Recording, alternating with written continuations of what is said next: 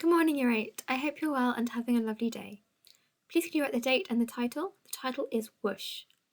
For your do now, I'd like you to write a list of all the character names you can remember from the play. Pause the video for a few minutes to do that now. Okay, so here are some of the characters you may have mentioned. These all appear in the Whoosh reading of the play. First witch, second witch, third witch, Sergeant, Duncan, Macbeth, Banquo, Angus, Ross, Lady Macbeth, Donalbain, Malcolm, the guards, Bleance, Macduff, first apparition, second apparition, and third apparition.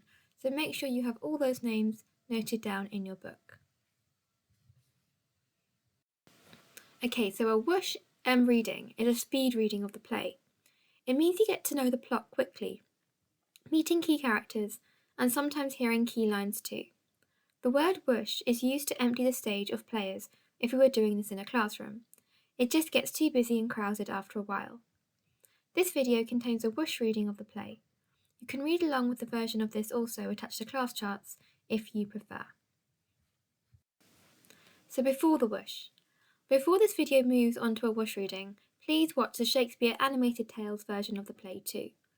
This is another speedy version. By the end of today, you should have experienced the play 3 times.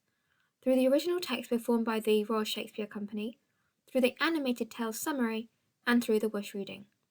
Then you'll be ready to have a go at a brief Who's Who document. So please now pause this video and watch the Shakespeare Animated Tales. So this is the first scene. Some witches appear on the heath, discussing a battle and where they shall meet again. Then they disappear. The play then moves to a battleground. The King of Scotland, Duncan, is told that his generals Macbeth and Banquo had defeated 2 armies, one from Ireland and one from Norway. The king is also told the Thane of Cawdor acts as a traitor and he orders his death. So please pause the video to read through the text on the slide. Please read through the text spoken by the sergeant. Okay, so then on return from battle, Macbeth and Banquo meet the witches.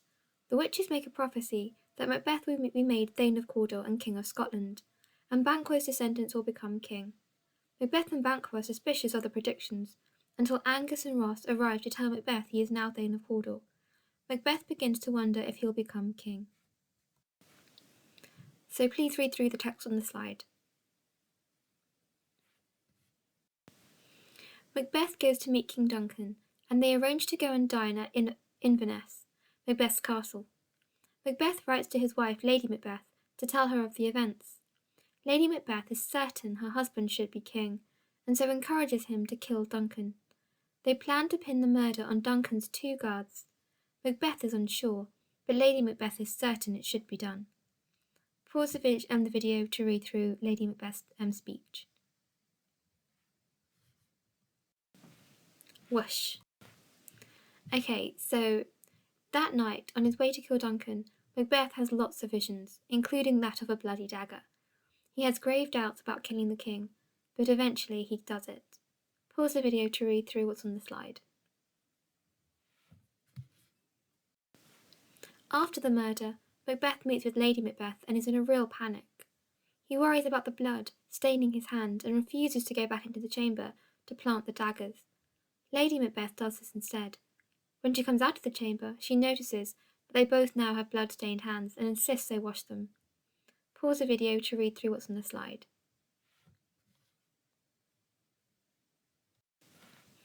Soon the body of Duncan is found by people in the castle, including Ross, Banquo and the king's sons, Donalbain and Malcolm.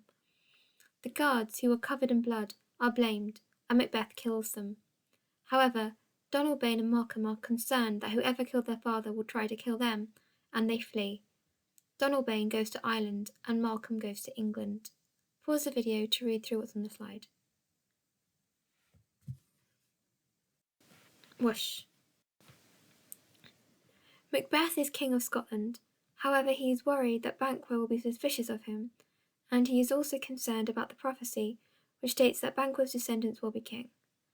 Pause the video to read through what Macbeth says. He orders the death of Banquo and his son Bleance, and hires 2 murderers. The murderers kill Banquo, but Bleance escapes. Later that night, Macbeth is holding a banquet for other nobles, including Ross and Angus. The murderers approach him during the banquet and inform him Banquo is dead, but Fleance lives. Macbeth becomes fearful that his power is not secure, and during the banquet he is haunted by the ghost of Banquo. He begins to rant and rave as the ghost of Banquo sits in his chair. Lady Macbeth tries to cover for him, saying he just needs rest. However, it is clear that things are starting to go wrong, and the nobles become very worried about the future of Scotland. Pause the video to read through what Macbeth says. Whoosh. Worried about his power, Macbeth goes back to see the witches, who are mixing a spell. He asks them for further information. Through magic, the witches make more demons appear, who make further prophecies. Macbeth is told he must beware of Macduff, a Scottish nobleman. He is also told he will not be harmed by a man born of woman, and he will not be defeated until Birnam Wood comes to Dunsinane Castle, where he now lives as king. Pause the video to read through the rest that is on the slide. Macbeth feels much more secure, as Forrest cannot move, and all men are born from women. When he hears Macduff has gone to England, he orders that Macduff's castle is seized and his wife and children are killed. Macduff is told of the news and is devastated. He and Malcolm arrange to raise an army and go to attack Macbeth, who has become a murderous tyrant. And Macduff says, "He has no children. All my pretty ones. Did you say all? Oh, Hellkite, all. What, all my pretty chickens and their dam at one fell swoop?" Whoosh. Back at Dunsinane Castle, Lady Macbeth's behaviour has been increasingly strange. She is sleepwalking and trying to wash the blood from her hands. Take a moment to read through what she says. Macbeth waits for the English to invade, convinced he will survive due to the witch's prophecies.